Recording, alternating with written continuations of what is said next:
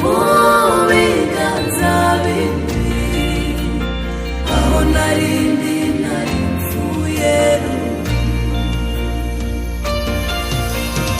umusaraba w'isoni Yesu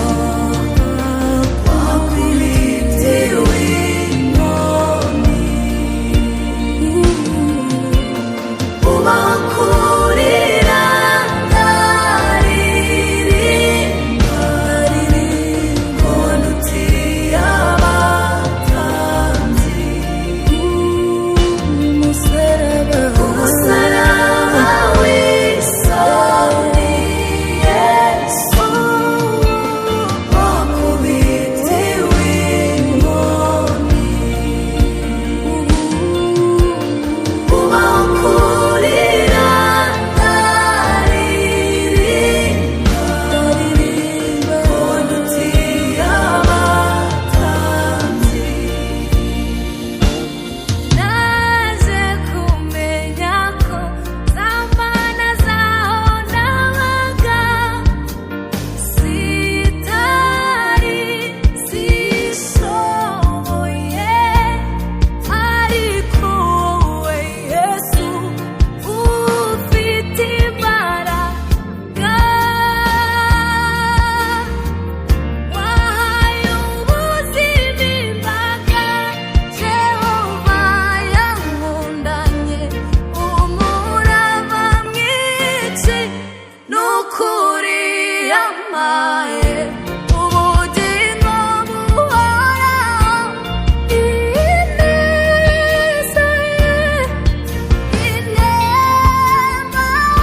ndamya kwanjyana hizewe,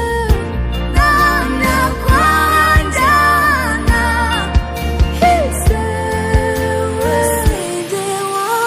sinjye wabaye mva mu biganza bibiri, aho narindi nari mfuye nahuye na Yesu, sinjye wabaye mva mu biganza bibiri, aho narindi nari mfuye umusaraba w'isoni Yesu wakubitiwe inkoni, ubaho kurira ndaririmba mbona utiye abatambyi,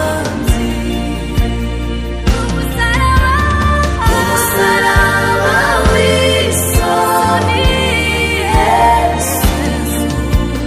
wakubitiwe inkoni,